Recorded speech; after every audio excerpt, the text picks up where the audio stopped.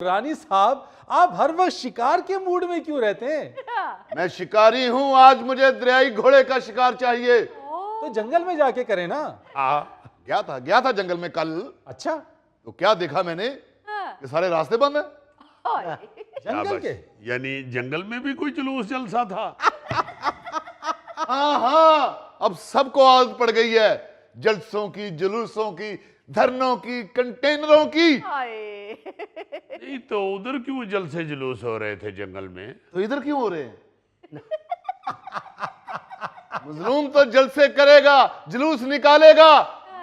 जंगल में हिरनों ने जुलूस निकाला हुआ था कि हमारा बेदरेग शिकार हो रहा है, जुल्म हो रहा है। अच्छा, हिरने कह रही थी जिसको जंगल में भूख लगती है वो हमारे कबीले पे चढ़ दौड़ता है। हम हिरने हैं या रेस्टोरेंट हैं? नहीं, इसे वाकई उनकी बात की समझ आई होगी, क्योंकि जानवरों के साथ रह रह के ये भी हल्का फुल्का जानवर हो चुका है। मैं हल्का फुल्का जानवर हो चुका हूं, वो एक तरह का इंसान है। क्या हो रहा है कुदूस तुम्हारे घर में? ओहो, सर में कितनी खुशकी हो गई है। अस्सलाम वालेकुम डैडी। वालेकुम सलाम बेटा। खुशकी से डरती हो?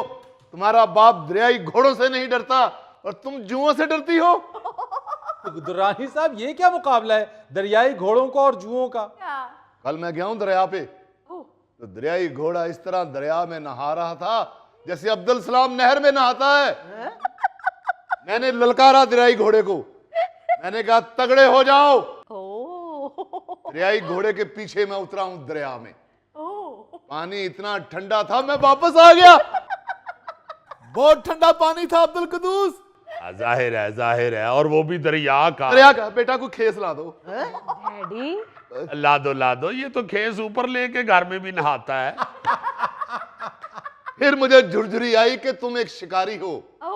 मैंने कहा दरियाई घोड़े, अगर बहादुर हो तो बाहर आके बात करो। हाय। फिर वो ना बाहर आया ना मैं अंदर गया, और बात वहीं ठहर गई। वहीं शाम हो गई, सन्नाटा हो गया, टिटीरी बोलने लगी।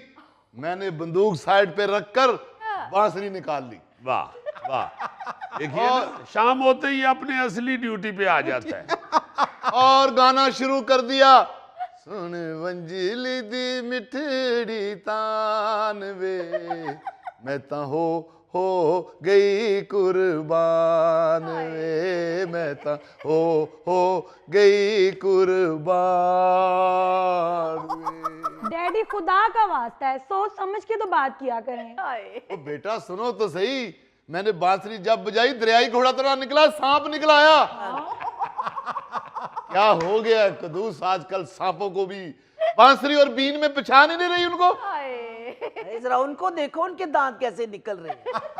भाई, मैं तो सारी जिंदगी से इसकी इन्हीं बातों को एंजॉय कर रहा हूं। हाय। मेरा तो दोस्त है। यस, बिल्कुल सही। अम्मी, मैंने सरसों का तेल मंगवा के कमरे में रखा था, अभी शीशी नहीं मिल रही, पता नहीं कहाँ चली गई है।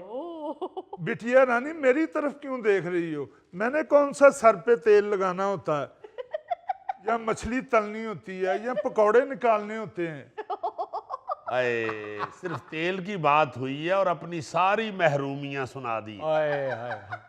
वो तो भाईजान दरवाजा फंस रहा था, उसको तेल देने के लिए मैंने शीशी उठाई थी। हाँ, खालिस तेल मंगवाया था मैंने, आपने दरवाजे में दे दिया। कम से कम बंदा पूछ तो लेता है। हाँ हाय बीबी, क्या हो गया तुझे? चंद कतरे तेल के ले लिए, तूने बात का बतंगड़ी बना दिया है। अम्मी, पूछ लेने में कोई हर्ज तो नहीं है ना? नहीं, ये तो बात वो ठीक कर रही है, इसमें चिढ़ने वाली कौन सी बात है? आप किसी के कमरे से या किसी की कोई चीज लेते हैं तो उससे पहले पूछ लिया जाए तो इसमें क्या हर्ज है? बेगम साहबा, पैसे दीजिए, अंडे लाने हैं कोफ्तों में डालने के लिए। तो जो पहले 6 अंडे बॉयल किए थे वो कहाँ है? वो मामू खा गए। मैंने तो सिर्फ 5 खाए थे, एक तुमने नहीं खाया। यानी तुम्हारे सिर्फ 5 हैं और उसका 1 है। हाँ हाय, क्या हो गया आपको? अंडे और मंगवा लेते हैं। और क्या, अंडे उन्हें कौन से बंद हो गए। मामू, जिस स्पीड से आप खा रहे हैं ये बंद ही हो जाएंगे। बकवास बंद कर। ठीक कह रहा शरफू, जिस स्पीड से अब्दुल सलाम अंडे खा रहा है, मुर्गियां सड़कों पर आ जाएंगी, इस्लामाबाद की तरफ चल निकलेंगी, नारे लगाएंगी, हमारे अंडे खाने बंद करो, हमारे अंडे खाने बंद करो। जा दबाओ, जाके ले आओ, चल।